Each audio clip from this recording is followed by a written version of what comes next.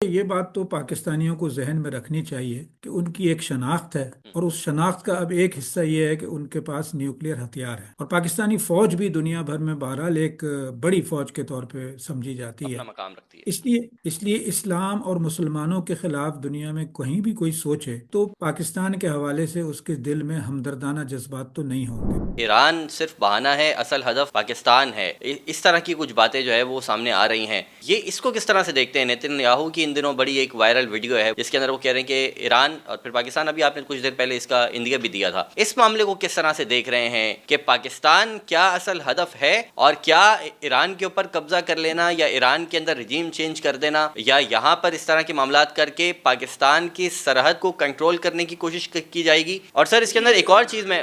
قطع کلامی کی معذرت ایک اور چیز ایڈ کرنا چاہوں گا۔ ابھی پچھلے دنوں D G I S P R کا غالباً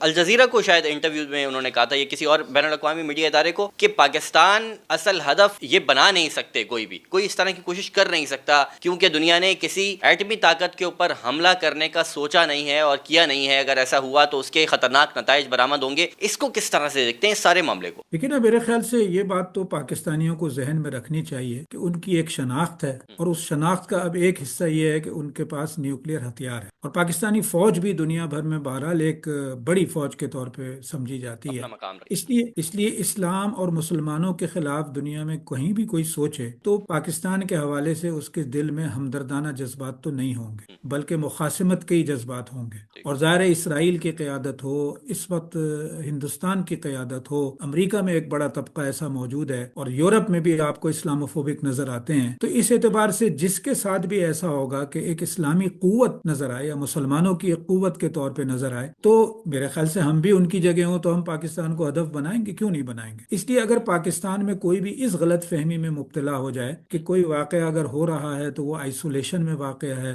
اور کل ہمارے اوپر اس کے اثرات نہیں ہوں گے، تو میرے خیال سے یہ نادانی ہوگی۔ یہ بالکل ایسا ہی ہے جیسے شطرنج کی ایک بساط ہوتی ہے، اس میں کہنے کو تو 16 مہرے ایک جانب ہوتے ہیں، 16 مہرے دوسری جانب ہوتے ہیں، لیکن بساط میں ایک مہرہ بھی اگر چلا جاتا ہے تو اس کے اثرات جو ہیں وہ پورے کھیل پہ پڑ رہے ہوتے ہیں۔ تو میرے خیال سے پاکستان میں ہمیں یہ سمجھنے کی ضرورت ہے۔ اس اعتبار سے جب لوگ یہ کہتے ہیں کہ پاکستان اصل نشانہ ہے تو یہ غلط بھی نہیں ہے، لیکن یہ کہنے کی ضرورت اور یہ صحیح بھی نہیں ہے، اس لیے کہ یہ تو ایران بھی اصل میں نشانہ ہے، افغانستان بھی ایک زمانے میں نشانہ تھا، تو جہاں سے بھی یہ لگے گا کہ یہاں سے کوئی اسلامی قوت اور اسلامی قوتوں کو مضبوط کرنے والا کوئی عمل ہو سکتا ہے، اسے روکنے کی کوشش کی جائے گی۔ اس معنی میں ترکی بھی نشانہ ہے، اس معنی میں سعودی عرب بھی نشانہ ہے، درست۔ تو میرے خیال سے اس کو اس طرح لینا چاہیے۔ اور اس میں جہاں تک D G I S P R کا آپ نے کہا، ظاہر ہے یہی پوزیشن